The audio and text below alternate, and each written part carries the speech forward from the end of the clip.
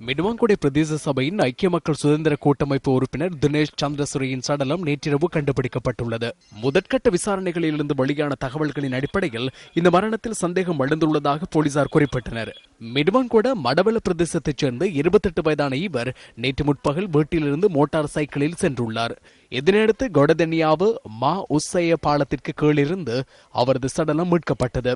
திடீர் விபத்தின் மூலம் இவர் உயிரிழந்திருக்கலாம் என அனுமானிக்க முடிந்தாலும் அது தொடர்பாக சந்தேகம் உள்ளதாக போலீசார் குறிப்பிடுகின்றனர்.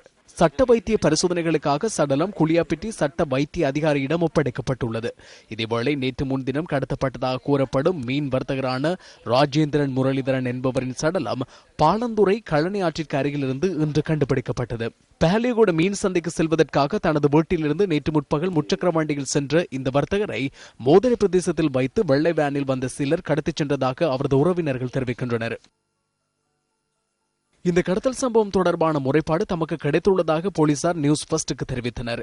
சடலம் மீட்கப்பட்ட சந்தர்ப்பத்தில் அதில் காயங்கள் காணப்பட்டதாக போலீசார் குறிப்பிடுகின்றனர். இந்த சம்பவத்தில் உயிரிழந்த 36 வயதான ராஜேந்திரன் முரளிதரன் ஒரு பிள்ளையின் தந்தையாவார்.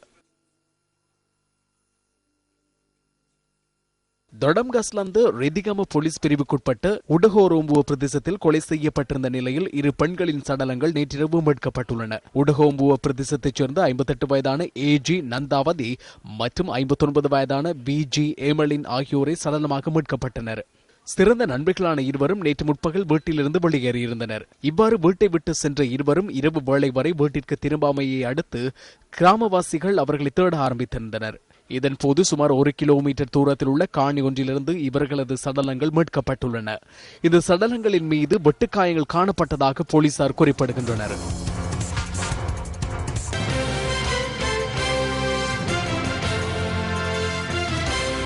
மட்டக்களப்பு மாவட்டத்தில் வெள்ளத்தால் ஏற்படும் பாதிப்புகளிலிருந்து விவசாயிகளை பாதுகாக்கும் நடவடிக்கைகள் முன்னெடுக்கப்பட்டு வருகின்றன.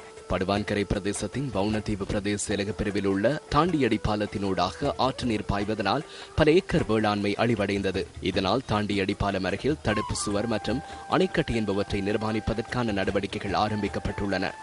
தற்போது கனரக இயந்திரங்களூடாக மண் அகழ்வு இடம்பெற்று வருகின்றது. இதன் மூலம் விவசாயிகள் பெரிதும் நன்மை அடைவர் என எதிர்பார்க்கப்படுகின்றது.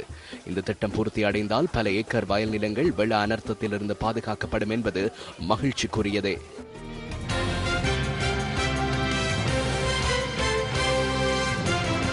இத்துடன் நமது 8 மணி பிரதான செய்திகள் நிறைவு பெறுகின்றன. நமது அடுத்த பிரதான செய்தி அறிக்கை 10:45 இடம்பெறும்.